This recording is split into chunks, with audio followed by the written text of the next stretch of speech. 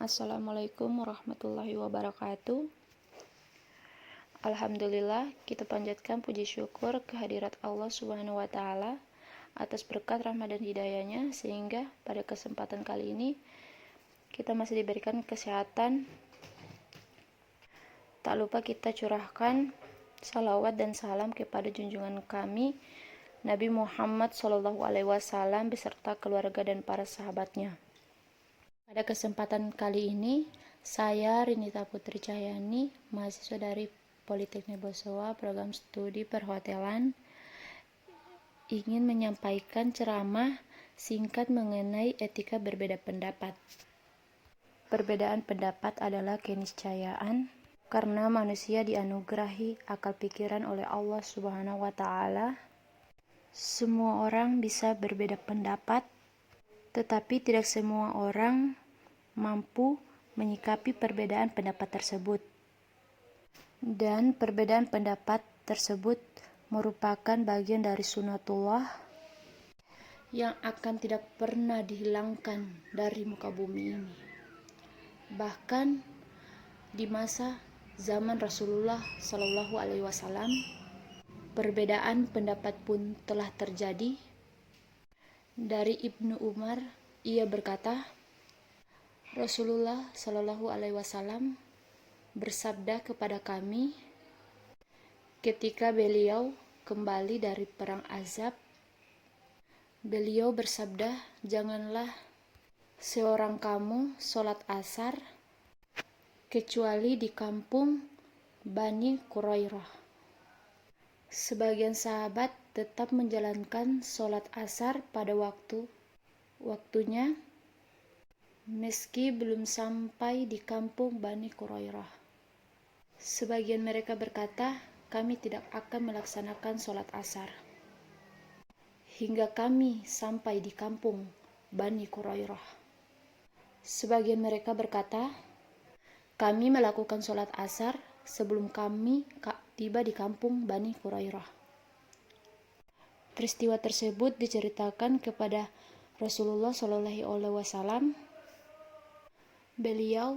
Rasulullah SAW tidak menyalahkan satupun dari mereka.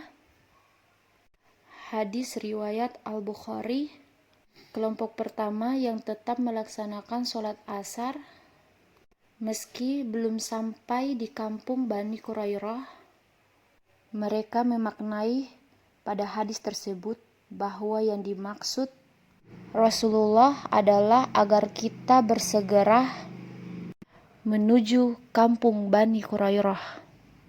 Sementara kelompok yang kedua yang tetap pertahankan bahwa kami akan melaksanakan sholat asar jika telah sampai di kampung Bani Qurairah.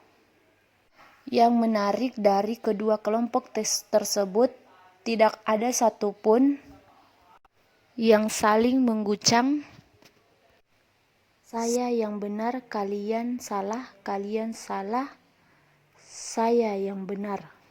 Yang menarik, mereka yang justru tidak melaksanakan sholat asar sampai di kampung Bani Qurairah, dia menjaga sahabat-sahabat lain yang melaksanakan sholat terlebih dahulu meskipun belum sampai di kampung Bani Qurairah.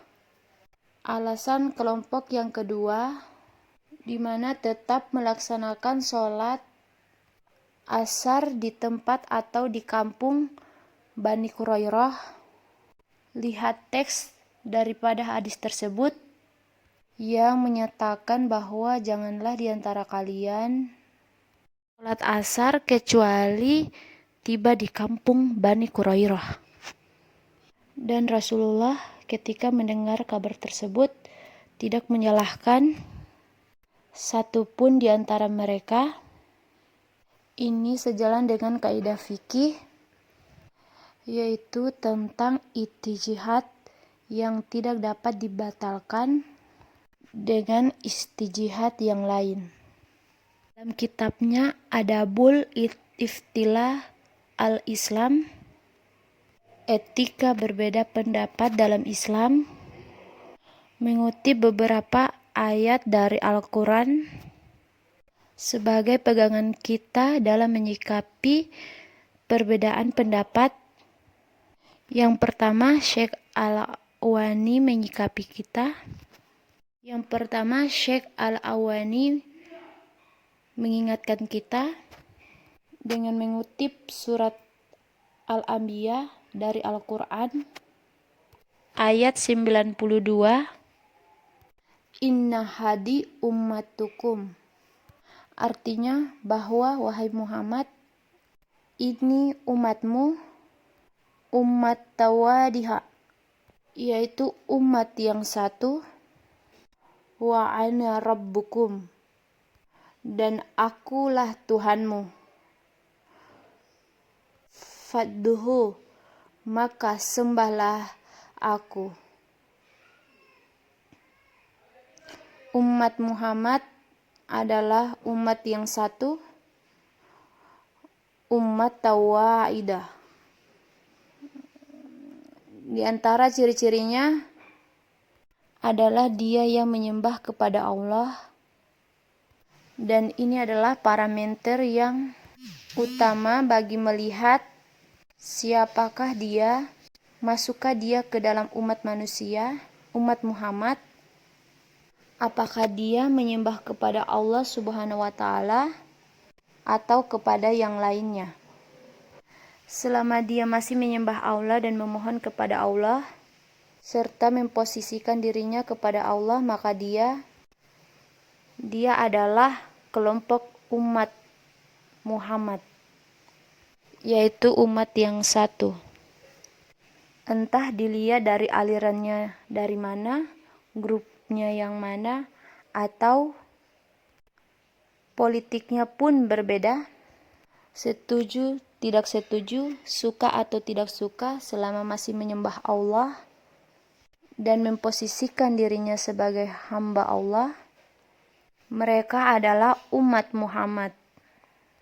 Ayat kedua yang dikutip oleh Syekh Al-Awani an surah Al-Anfal ayat 46 yang artinya, dan taatilah wa atiulah awal Rasulullah, yang artinya dan taatilah Allah dan Rasulnya. Apa yang kita harus artikan dalam ayat ini? Wala tanaza'um, artinya dan janganlah di antara kamu saling berselisih.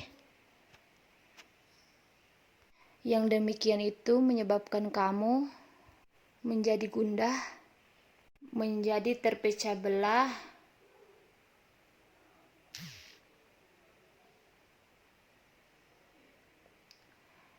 dan kekuatanmu akan hilang, tak berdaya.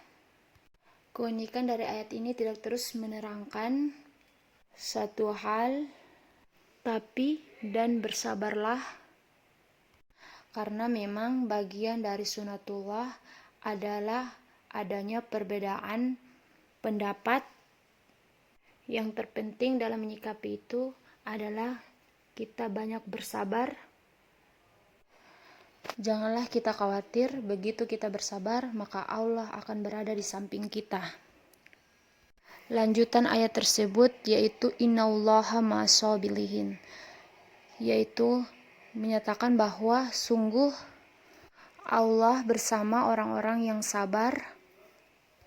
Sabar bukan berarti wuku, tapi sabar adalah menahan diri, memberikan kesempatan kepada mata untuk melihat, memberikan kesempatan kepada telinga untuk mendengar, memberikan kesempatan kepada iman untuk mendengar, memberikan kesempatan kepada akal untuk berpikir, memberikan kesempatan kepada hati untuk berpikir, memberikan kesempatan kepada hati untuk merasa. Sebelum kita melakukan tindakan apapun, itulah sesungguhnya sabar. Kemudian Syekh Al-Awani mengajak kita untuk introspeksi diri. Wala takunu minal musyrikin. Dan janganlah kamu termasuk orang-orang yang musyrik. Siapakah itu orang musyrik? Yaitu orang-orang yang memecah belah agama mereka sendiri. Dan mereka menjadi beberapa golongan. Tiap-tiap golongan merasa bangga dengan apa yang ada pada golongan mereka. Quran Surah Al-Rum ayat 31 sampai ayat 32. Ayat ini menggambarkan di antara ciri-ciri orang musyrik adalah suka memecah belah umat, suka memecah belah agama, kemudian merasa bangga dengan apa yang ada pada golongan dan kelompoknya, merasa bangga dengan organisasinya, mengecilkan kelompok dan organisasi lainnya. Kalau kita suka memecah belah, kalau kita suka membanggakan kelompok dan golongan itu sendiri, maka boleh jadi na'udzubillah min zali, kita termasuk orang yang musyrik, meskipun boleh jadi kita melaksanakan selalu sholat 5 waktu, kita bersedekah, kita berpuasa, dan kita berhaji. Tetapi jika kita masih memecah belah dan kita hanya membanggakan kelompoknya, diri sendiri, maka menurut Al-Quran dia bagian dari orang-orang yang musyrik.